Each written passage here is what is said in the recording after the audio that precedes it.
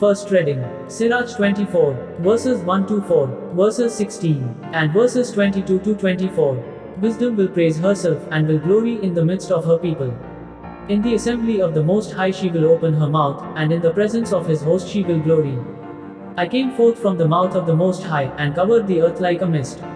I dwelt in high places, and my throne was in a pillar of cloud. Like a terebinth I spread out my branches, and my branches are glorious and graceful. Whoever obeys me will not be put to shame, and those who work with my help will not sin.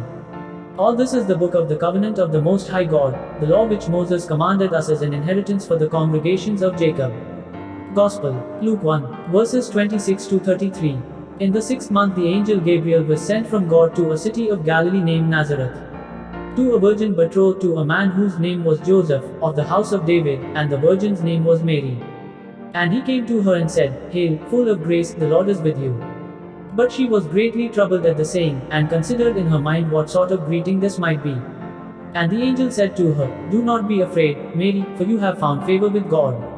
And behold, you will conceive in your womb and bear a son, and you shall call his name Jesus.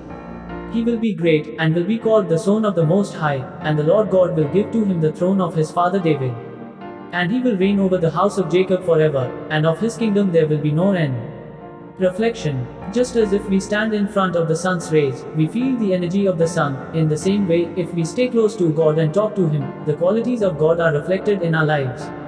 Moses' face became radiant as a result of talking to God.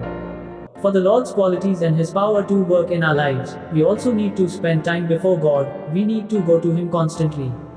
As Psalm 34 verses 5 says, Look to him, and be radiant, so your faces shall never be ashamed. Amen.